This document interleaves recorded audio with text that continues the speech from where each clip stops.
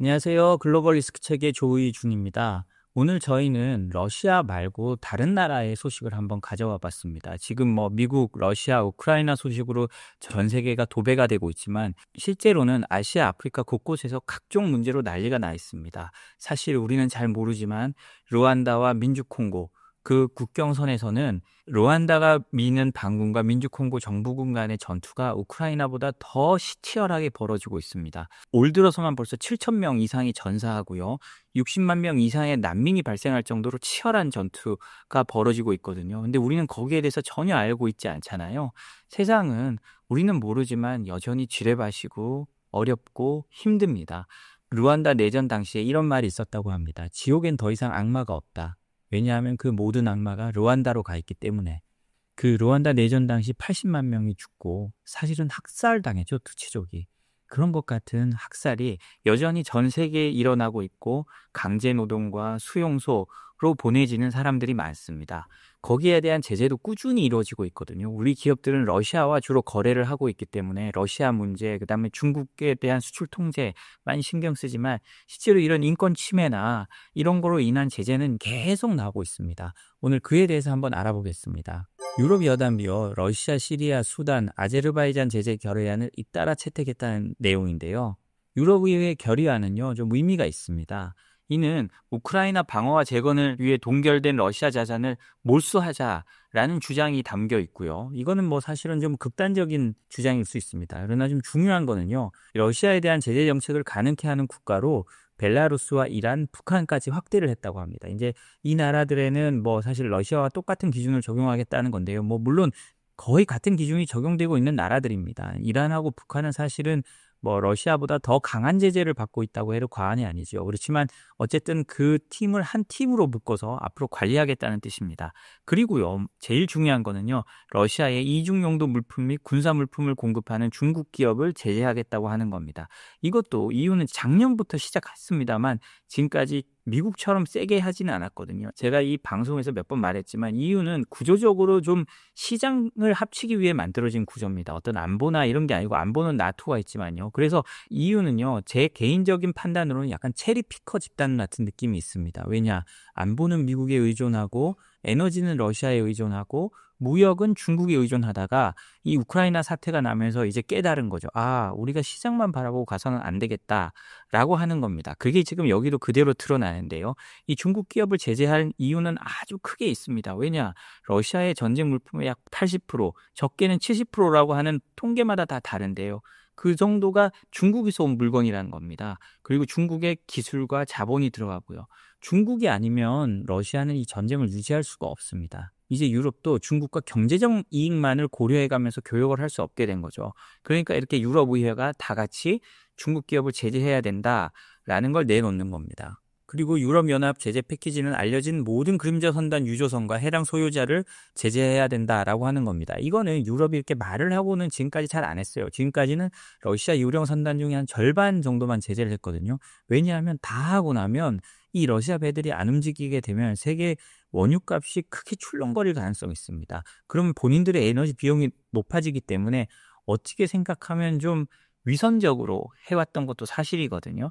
특히 전선에서 먼 나라들일수록 거기에 대한 경각심이 떨어집니다. 왜 우리까지 오지도 않을 건데 왜 우리가 러시아와 싸워야 돼? 특히 스페인 같은 나라요. 여전히 국방비 지출 아주 낮습니다. 1%대고요. 그리고 트럼프 정권이요. 미국의 트럼프 정권이 그 유럽을 비판하고 하니까 스페인에서는 아직도 철 없는 행동 같은데요. 아주 집권당이나 이런 그 정부 관료들이 그럼 우리는 중국이랑 손잡게 이런 말을 공개적으로 하고 있습니다. 왜냐? 우크라이나에 들어가는 러시아의 무기 대부분, 그리고 러시아가 전쟁할 수 있는 게 중국 때문인 걸 알면서도 그런 얘기를 하고 있는 거죠. 그렇기 때문에 EU는 태생적인 문제점 그리고 부조화를 갖고 있는 겁니다. 그 시리아 결의안에는요, 어떤 내용이 들어가 있냐면요. 유럽연합 집행위원회와 이사회가 시리아에 대한 제재를 가하고 있는 국가들과 접촉하여 제재 해제 문제를 논의할 것을 촉구했다고 합니다. 시리아가 이제 아사드 정권에서 바뀌었잖아요.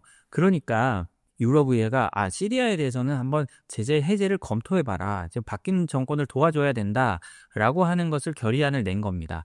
특히 미국하고 영국하고 접촉하라고 했는데요. 미국은 시리아에 대한 제재를 풀어주지 않고 있습니다. 왜냐? 시리아의 새로운 정부도 알카에다나 이런 데랑 과거 연관돼 있다는 게 미국의 의심이거든요. 그리고 과거 극단 세력이었기 때문에 시리아의 새로운 정부가요. 그렇기 때문에 완전히 의심의 끈을 놓칠 수가 없는 거죠. 그렇지만 이제 유럽이 깃발 들고 우리 그냥 대화를 해보면서 이 문제를 풀어보자라고 하는 겁니다. 수단은요, 참 가슴 아픈 상황이 벌어지고 있습니다. 수단군과 신속지원군, 반군이죠. 무력 충돌이 2023년 4월부터 지속되고 있는데요. 양측이 권력과 자원 장악을 위해 전투를 벌이고 있습니다. 그리고 이 강간과 성폭력이 만행하고 있거든요. 지금 어떤 상황이냐면 수단 인구의 3분의 2가 긴급 인도적 지원이 필요한 상황이랍니다. 약 1600만 명이고요. 1300만 명이요. 사실 난민이 돼서 강제 이주를 당한 상황입니다. 그러니까 그냥 국토 전체가 유린되고 있는 상황이고 수단군과 수단 반군은 그 사이에서 광물 이권을 노리고 그냥 무차별적인 그리고 학살 같은 걸 하고 있는 거거든요.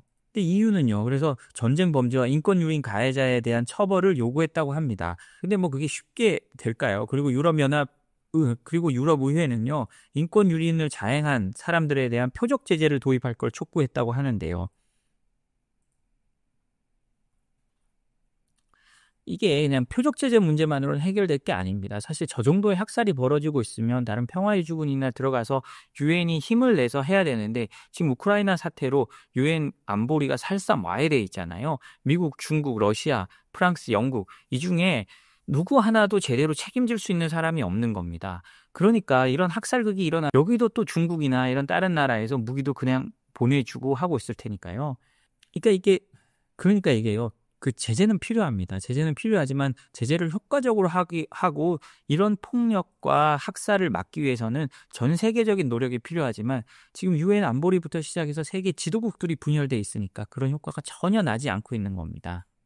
그리고 아제르바이잔에 대한 결의안을 냈는데요. 유럽의회는요. 아제르바이잔에 대한 아르메니아 인질들의 불법 구금 및 조작된 재판과 관련하여 결의안을 냈다고 합니다. 인권 침해를 저지른 모든 아제르바이잔 지도자 및 관계자들에 대한 제재를 요구하고 있거든요. 아제르바이잔은 무슬림이고 아르메니아는 아르메니아 정교회가 있습니다. 그래서 역사적으로 계속 앙숙이었거든요. 이제 그에 대한 것들이 이렇게 계속 나타나고 있는 겁니다. 아르메니아 인질이 23명이요. 지금 아제르바이잔에 구금돼 있고요. 이들은 부당한 재판을 받고 있다는 게 유럽의회의 판단입니다. 그리고 이 사람들은 종신형 등 불법적 선고 가능성에 직면해 있다고 유럽의회는 보고 있습니다. 그래서 유럽의회는요. 아르메니아 인질들의 즉각적이고 무조건적인 석방을 요구했고요. 아제르바이잔의 인권 침해에 대한 제재를 유럽 집행위원회 그다음에 EU 각국에 권고를 했습니다. 특히 검사 및 판사에 대한 제재를 요구했다고 하는데요. 이런 걸 보면 세상은 아직도 지뢰밭이고 난리가 나고 있습니다. 다음에 전해드릴 소식도 참 가슴 아픈 소식입니다. EU가 민주콩고 내전 관련 M23 반군 그리고 루안다군 관계자를 제재했다는 건데요. 근데 제가 서두에도 말씀드렸듯이요. 지금 그 M23과 민주콩고 군의 전투로 콩고 동부 지역에서는요. 벌써 올 들어 60만 명 이상의 난민이 발생했고 7천 명 이상의 사망자가 나왔습니다.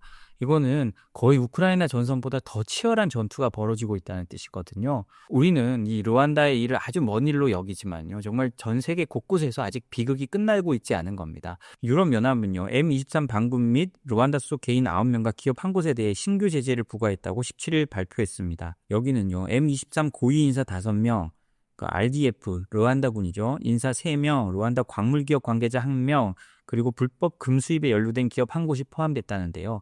왜 루안다는 이 MC23을 지원하느냐라고 보면요. M23은 주로 투치족으로 구성되어 있다고 합니다. 지금 현 루안다 정부는 투치족 정부거든요.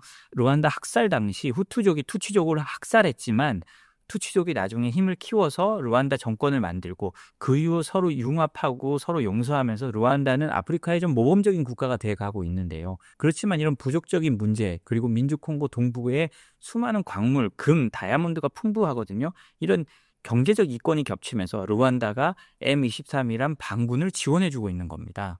그러니까 루안다는 본인들의 학살 문제는 어느 정도 풀었지만 이제 다른 쪽으로 자신들의 폭력을 이전시키고 있다고도 볼 수 있는 거고요. 여기에 대해서 벨기에가 르완다를 굉장히 심하게 비판하고 EU의 제재를 이끌어내는데 벨기에가 큰 노력을 했습니다. 왜냐? 벨기에는 르완다를 식민 지배했던 나라거든요. 사실 뭐 그 르완다 사람들 입장에선 벨기에가 저렇게 하는 게 아주 눈꼴 쉬울 수밖에 없습니다. 니들이 뭔데? 니들은 우리를 그렇게 핏빨아먹던 놈들 아니냐라고 생각하는 거죠. 그래서 벨기에가 그렇게 나오니까 르완다는 벨기에와 국교를 단교해버립니다. 벨기에도 르완다 외교관들을 쫓아낼 계획이라고 기사가 나왔더라고요. EU의 이번 제재는 민주 콩고 내전을 지속시키는 세력에 대해서 강력한 경고를 보내는 조치로 풀이됩니다. 뭐 거기서 나오는 다이아몬드고 금 이런 게 중요한 게 아니고요. 더 이상 사람을 그만 죽여라. 니들은 이것까지 그만 싸워라. 라는 게 국제사회의 메시지입니다. 얼마 전에 미국도 르완다의 한 부장관을 제재하기도 했습니다. 이처럼 국제사회는 한 목소리로 이 내전에 대해서 그만두라고 그리고 제재의 도구를 꺼내 들고 있는데요. 사실은 이거 가지고 그만두지는 않겠죠. 그렇기 때문에 우리가 이 국제사회가 빨리 좀 정상화돼서 이런 문제를 해결할 수 있는데 국제사회가 힘을 모을 수 있는 그런 환경이 다시 됐으면 좋겠습니다. 다음 소식은요. 독일 대기업 지메스죠. 지메스의 전 임원들이 러시아 제재 위반으로 기소됐다는 겁니다.